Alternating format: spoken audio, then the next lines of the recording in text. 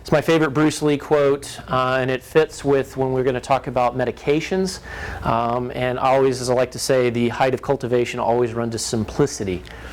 So we're going to talk about polypharmacy, and specifically the health risks and safety issues associated with basically taking a lot of medication. All right? So polypharmacy, by definition, is taking or consuming more than 5 medications all at the same time. The thing I want you to kind of focus on is that a lot of times we get in the mindset of a medication is simply the things that the doctor is writing for you. So, prescription medications. But this includes over-the-counter medications. This can be things like Pepcid, Pepto-Bismol, Advil, Aleve, things that we don't really, hey, I got a headache, let me take something, right? Simple things.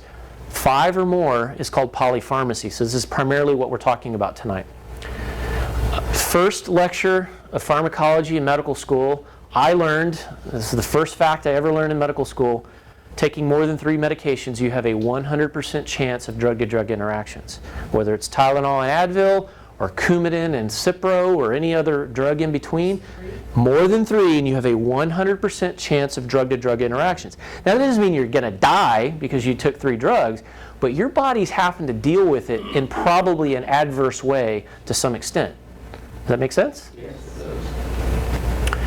So I'm going to blow through a few facts on polypharmacy. First one, for every $1 that Medicare spends on medication, they spend an additional $1.33 on medication-related complications. So in general, we're spending a ton of money. This is very expensive for our country and for us individually. U.S. citizens consume, I love this one, 80% of the narcotics in the world. 80% Americans, we're having more hydrocodone and everything else you can imagine than anybody else in the world. 80%. I think it's astounding. People 65 years old and older consume 30% of prescription medications and 40% of over-the-counter medications. There's an interesting point about this. Pharmacologically speaking, folks over 65 are much higher risk of complications related to medications. The way they process the medications in the liver, the kidney, are very different than a person, say, 18 to 25 years old. Secondarily, as we all age, our bodies become a higher fat percentage, and a lot of these meds are stored in excess in the fat tissue. Okay? So it's kind of one of these situations where these are people at highest risk because they're going to be adding medications when they have trouble processing them to begin with and giving them more complications. Polypharmacy is a known risk factor for increased morbidity and mortality. That's doctor speak for you die more often and you get sick more often if you take more than 5 medications at any given time. It's just a fact. 28% of hospitalizations are related to polypharmacy. I think that may be higher, to be very honest with you. And 6th leading cause of death in our country. On Twitter, I interface with different physicians from all over the country. And one I was just talking to the other day, I was telling him I was going to do this talk. He said in his hospitals, he runs a hospital system with multiple hospitals, and he said that they have it ranked as 3rd. I mean, we're talking cancer, heart disease. Okay, 3rd leading cause of death. It's a major problem. And number 7, states with the highest obesity rates have the highest, greatest number of prescriptions per capita. So in other words, the more overweight we are, the more prescriptions we accumulate for various reasons. Think Nueces County. I used to be on the Nueces County advisory board for the medical community, and one of the things I had to do is I had to do a report on what's wrong with Corpus, what's wrong with Nueces County. And what I found is statistically, highest or lowest education rate in the state of Texas, highest obesity rate, highest diabetic rate, highest teen pregnancy rate. It's really some challenges in this county, and we see tremendous numbers of volumes of prescriptions because of this obesity rate in this county. And I think we get more health problems because of it, and we pay more for it. And so lots of problems there. So why does this happen? It happens primarily, my main argument here is that it happens primarily because of a inadequate modern American diet. Even if you try to eat well, and we got some people that try to eat pretty well in here, I know you guys. The soil conditions don't allow us to absorb the proper nutrients in quality vegetables if they're produced in a traditional way. I'm talking about, I say tradition, I shouldn't say that. Using modern farming techniques, we're stripping the soils. It doesn't end up in the food. So we all become nutritionally deficient. And we have signs of that, osteoporosis and all these kind of diseases of mineral and vitamin deficiencies.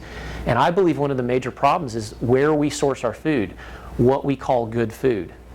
And then secondarily, most people don't even try to eat well, and we're eating tremendous amounts of processed carbohydrates and sugars and things with chemicals and things like that in it. So big problem, a lot of this is related to nutrition that ends up being a polypharmacy issue later on.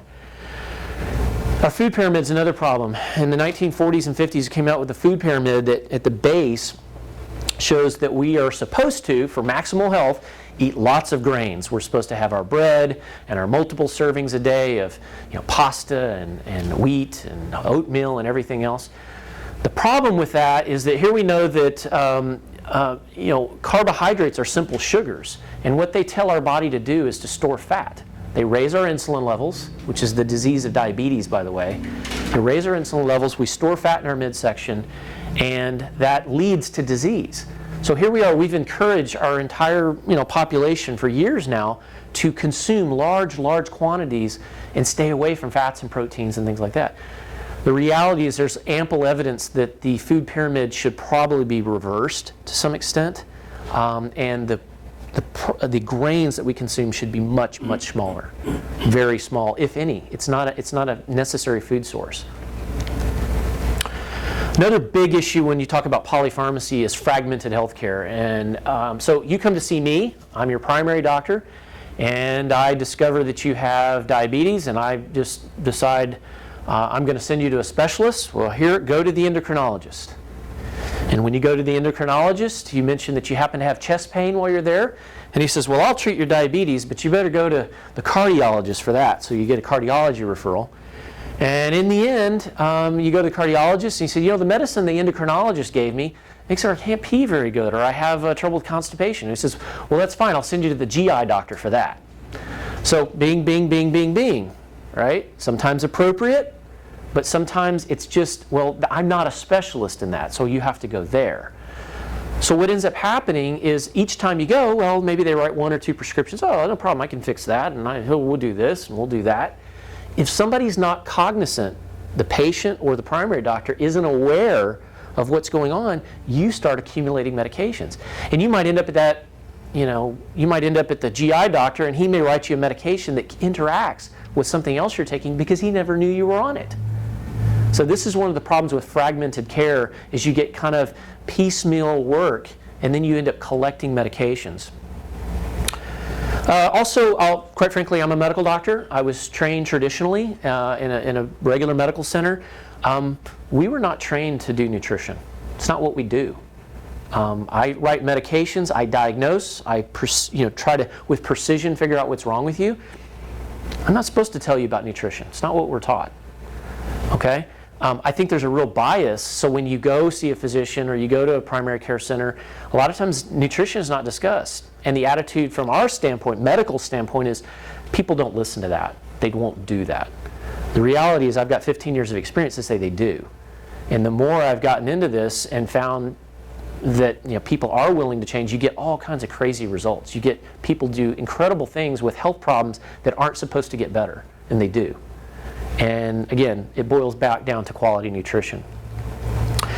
Lastly, medical insurance. The whole industry of medicine pays for sick care. Okay, we're not paying for health care. You don't make an appointment. Dr. Curtis, I'm really feeling great, and I would love to come see you today so we can talk about how I can eat even better. Right? Nobody does that. Nobody pays for that. In fact, they would scoff at the idea of me talking to you about health. That's why we do this kind of thing.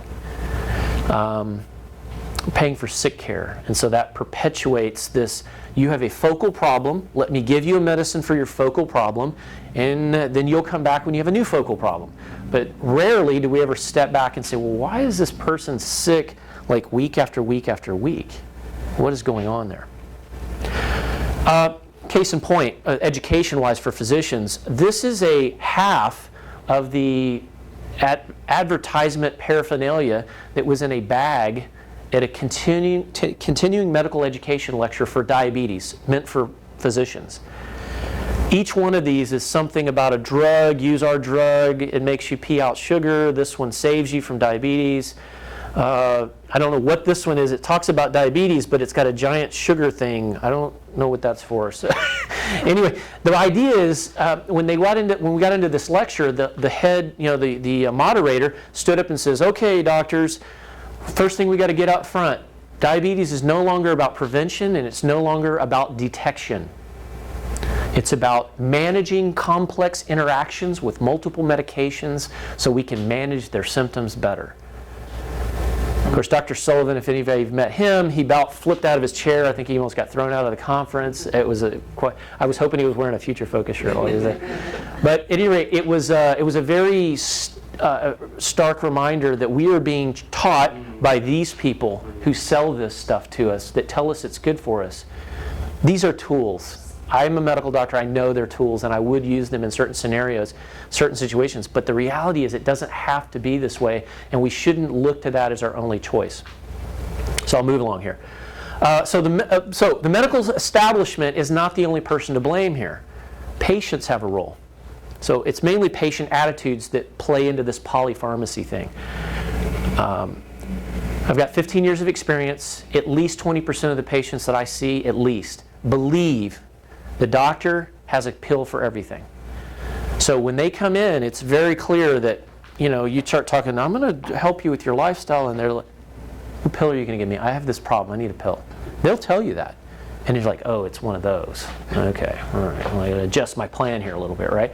I got to meet them where they are, that kind of thing." So anyway, this is a big deal. 20%'s a lot. Well, isn't that now that so many advertisements, especially on nightly news, are toward the consumer, telling you what you should demand it. Doctor, what medicine? That's exactly right. That's exactly right. It doesn't, and that's part of the healthcare business. That's part of what you as consumers, me as a physician, is what we're having to deal with. We're being told, "Doctor, if you don't write this pill, you're not a very good doctor. You're not a good. You're can even be negligent if you don't write this medicine." You go, "But I don't agree with the literature." Too bad. So what this implies for some people is that the patients shift the attitude that I'm not my own health expert. My stomach hurts. Maybe I shouldn't have eaten that. That pill that I've been taking makes me feel bad. Okay? We should be our own health experts. You should understand your own body. You do. But you've been taught and conditioned to believe that you have to see a specialist, me. Okay? I would like you to be your own health expert. If you come to tell me, I've had this issue, and every time I do this happens, I listen to that. You wouldn't believe how much I go, "Oh, yeah, she must have something going on with that." This is something that you should have responsibility for your own well-being, your own symptoms. You really ultimately, I think I'll prove that this is, you should be preventing your own medical conditions. Another key issue is ignoring lifestyle issues and causes. If you do not believe that what you eat, how you live your life, and the things that you choose to do or don't do, if you don't believe that has anything to do with your health, you have missed the boat. Okay? At least 80%, I believe in Pareto's principle, the 80-20. At least 80% of the medical problems people have are related to the choices that they make every day. Whether you choose to like that, don't like that message, that is very true. And there's very specific things that make a difference. This type of patient with these attitudes, which I know is not a lot of you guys here, but this type of patient accumulates medications that leads to polypharmacy. This is a type of person that ends up this way. I didn't expect to talk about this, but my afternoon was I got blitzed this afternoon, and one of the patients I saw was almost exactly like the patient I'm going to go over, and I was like, I should have used this patient instead because she was so right on with what I'm going to talk about. All of these attitudes were there. I could tell I was just like, I'm not making progress. I even told her, I don't think we're connecting. I think we're missing the boat, because she just kept saying, "Yeah, but what are you going to write?" No, I'm actually not going to write. I'm going to do something else. Anyway, we went round and round for way too long, and I was... All right, so here's the disclaimer, though. Always talk to me. Most of you guys are, you see me as a physician, but if you have another doctor, always see them before you start or stop something. There are reasons you sometimes end up on medications. I don't want to mislead you here. Future Focus is certainly a clinical team on the direct side and the family medicine side where we attempt to try to keep people out of this polypharmacy situation and higher risk. And then lastly, the truth is some medications are required. There are conditions where you probably won't be alive very long if you don't take them. There are situations like this, okay? I think they're fewer and farther between than you realize, and I think also the lifestyle things we talked about, if they're truly adhered to, I think some things can be modified, but there are certain things, if you don't take them, you don't live very long, okay? I'll share this. Everybody kind of in here knows that I practice holistically, but traditionally trained. Well, I think in the spectrum of disease where you have death and you have perfect health, I believe that this whole debate about should you use alternative or should you use medications, I don't think it's a debate. I think that natural is about 3/4 of that spectrum. And maybe even some of the really sick people could respond to natural or holistic treatments. But there is a fine group out towards the end that the medications do work for, and that's why traditional medicine has such a stranglehold on the power in medicine and message, is because they save some people out here. They do some things that are pretty impressive. But the reality is, holistic treatments, natural lifestyle, nutrition makes a huge difference in problems that we'll discuss. Here's a case scenario. This could be the patient I saw today, but we'll talk about Kate instead. She's 58. She has known osteoporosis, which is weak bones, diabetes of type 2, osteoarthritis, which is arthritis of the knees and particularly. She's overweight, has high cholesterol, high blood pressure, and she has indigestion, heartburn. She frequently feels tired. She's achy, has poor sleep habits. She has low sexual energy, has headaches, food cravings. Frequently, she craves sugar in particular. She has on and off diarrhea, and sometimes even blood in the stools. And she generally is kind of moody. Her lifestyle is she's sedentary. She works a desk job. She doesn't have time. I got to go to work, can't do that. No time for exercise. She skips meals, again, out of a rush in the morning, so typically skips breakfast. She drinks 1 to 2 diet Dr. Peppers. She wants to be healthy, so she drinks a diet Dr. Pepper. And to unwind, 1 or 2 beers in the evening. Okay, kind of helps her relax a little bit. She thinks it helps her sleep better, but she often wakes up late at night. She drinks 2 to 3 cups of coffee in the morning, just a little, cup of fear to get her going. And she does eat fast food because she's on the go a lot, and she typically will eat 3 to 4 days a week out at a fast food restaurant. She does eat Bluebell I think there's a typo there. As a nighttime treat. That's what it's just a little treat at night. Harmless, helps her relax in the evening. So that's Kate. So this is Kate's med list. And so I'll go down the list here. We have Fosamax, which is for osteoporosis because she has weak bones. We have Glucophage and Januvia because she has type 2 diabetes. These are meant to try to help control her sugars. She has Lipitor because the doctor noticed she had high cholesterol. She takes aspirin because the doctor thinks that'll help prevent her from having a heart attack. Aleve and Mobic are because she has a lot of joint pain and she just can't get relief. Aleve is over the counter, but the doctor went ahead and prescribed her Mobic because it probably will work better, but she takes both.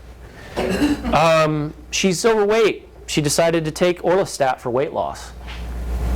She takes a blood pressure med, takes Prilosec because her stomach's always giving her problems, and then she wants to be healthy, so she adds the Centrum Silver in as a multivitamin.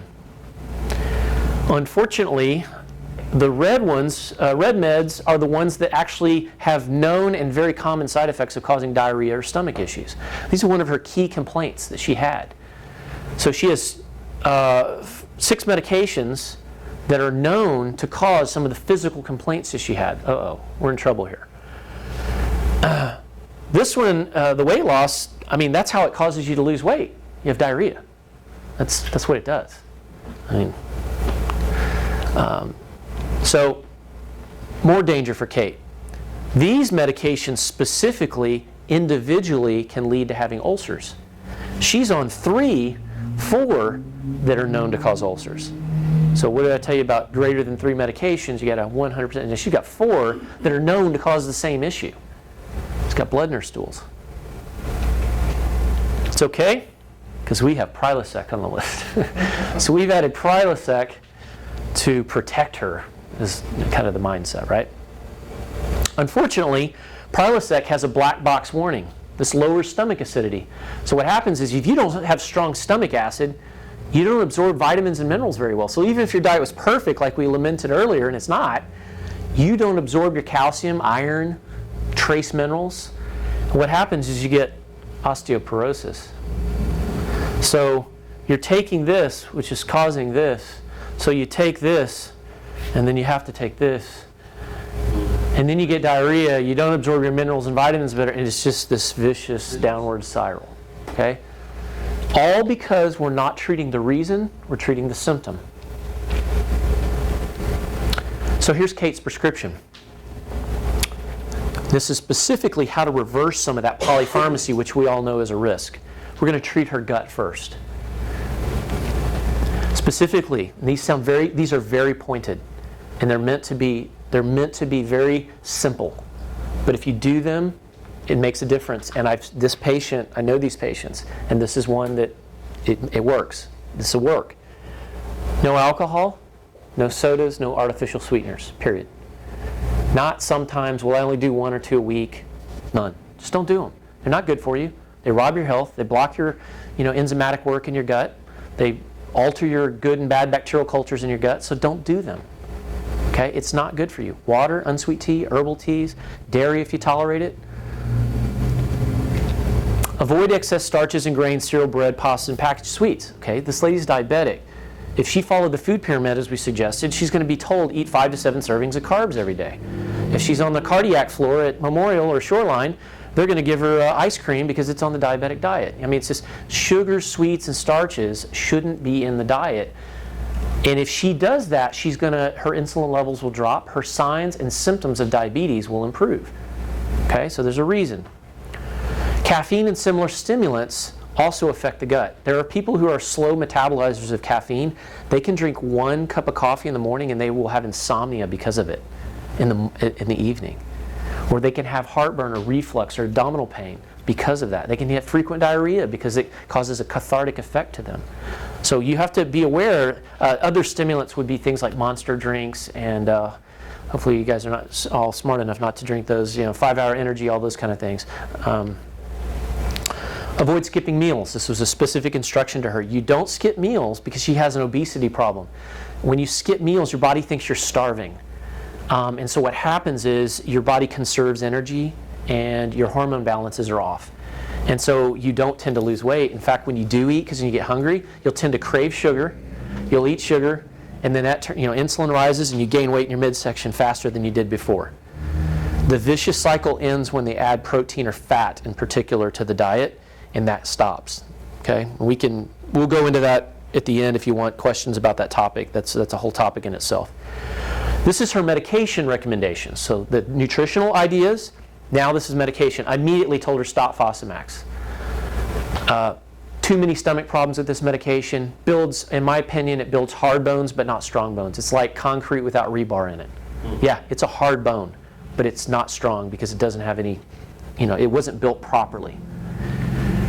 And it's a bone toxin and it causes gut irritation. So I'm also going to eliminate Mobic, Aleve, aspirin. She says, what about my knee pain? Doc, you're going to kill me here. I can't even walk. Okay, I suspend disbelief temporarily, okay?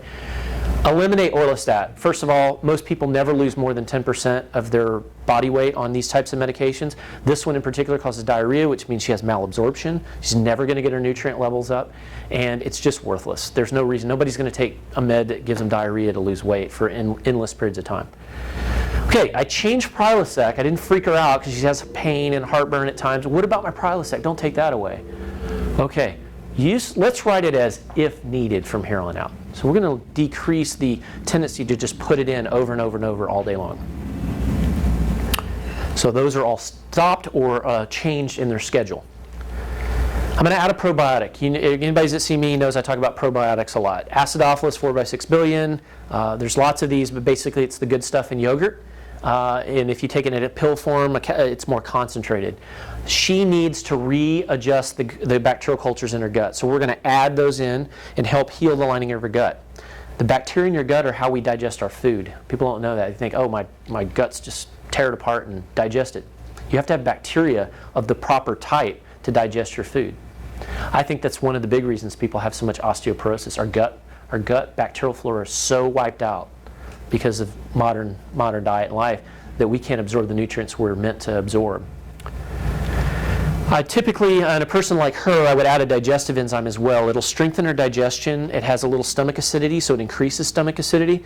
It also has pancreatic enzymes in it. Totally natural product. It's not a drug. This will help with heartburn. At our household, we use this for nausea. If I feel nauseated, the kids are saying, I feel queasy, we give them a super enzyme. Okay?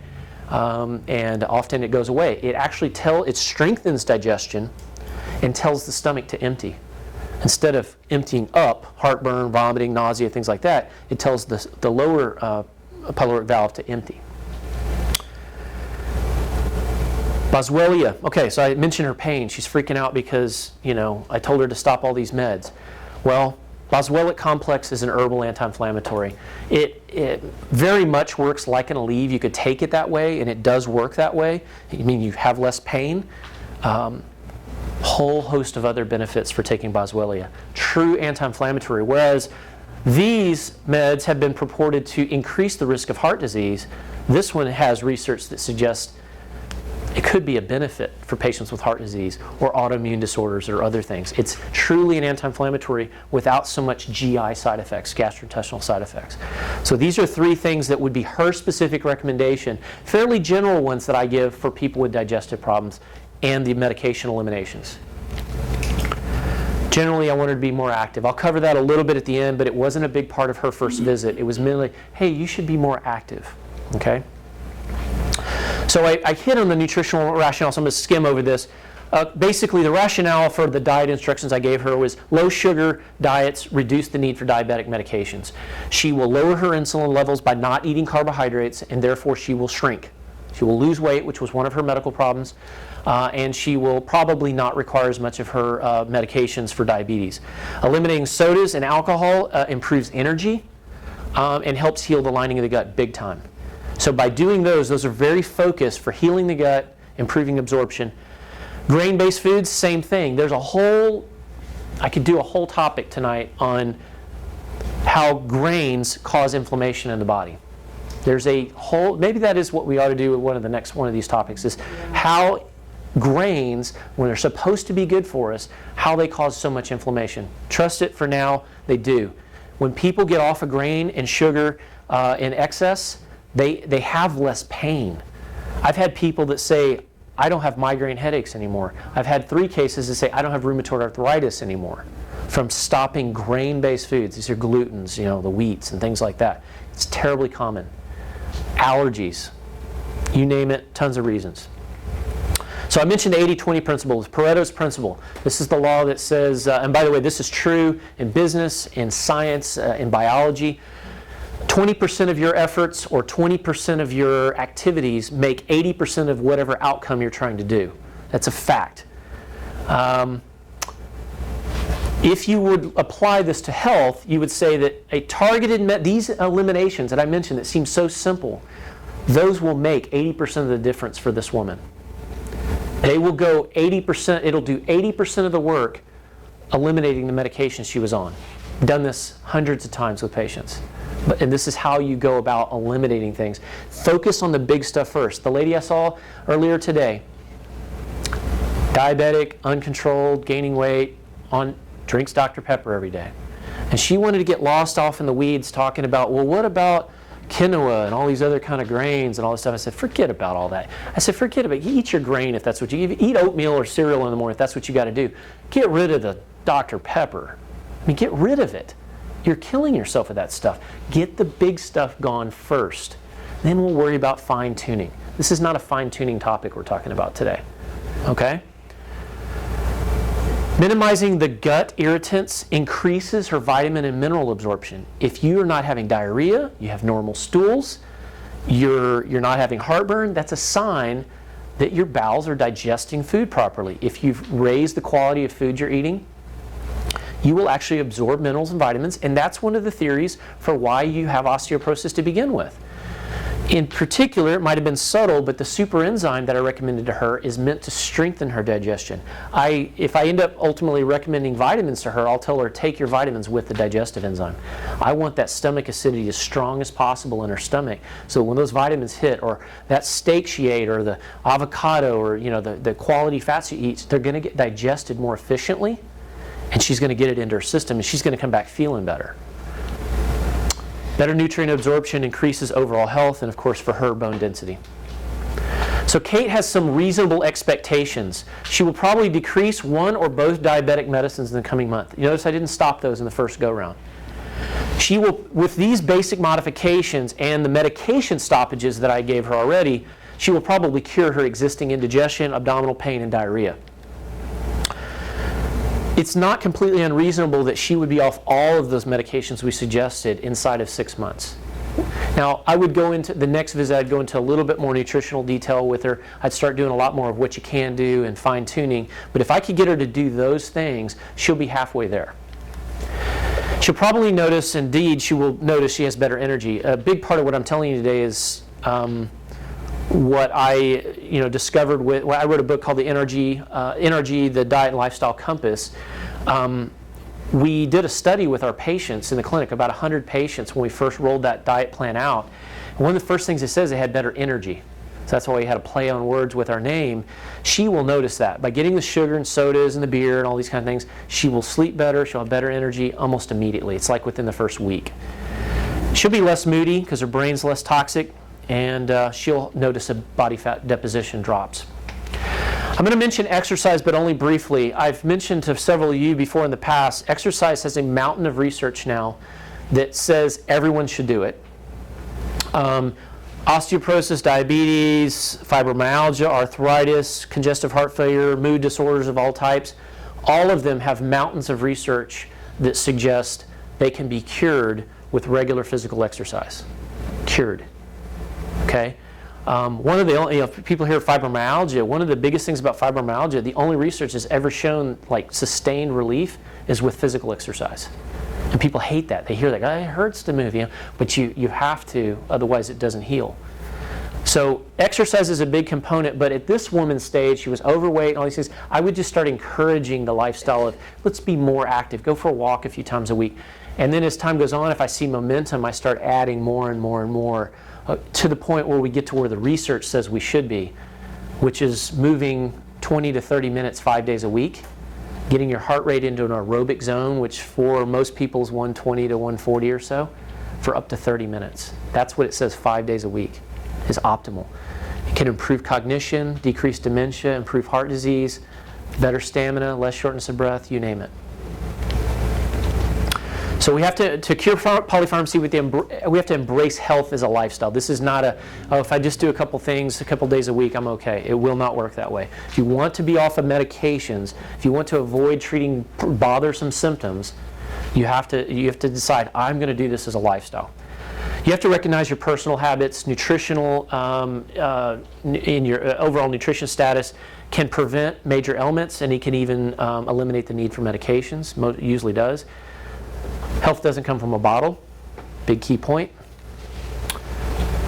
Of course, anytime you're taking more than 3 medications, should be aware of that. Make sure that there's nothing you can specifically do to change, maybe minimize the need for that. Look at your medications as a cause for the current symptoms you're having. Please do that. Work with the doctor, at least mention it to them, certainly me. Polypharmacy is a risk. More medications equal greater risk of harm. And lastly, explore your own choices and how they lead to increased medication requirements. All right? Very general, but yet focused at the end. Those were very specific recommendations that was given to that patient, and it does make a difference. Done this tons of times, it works.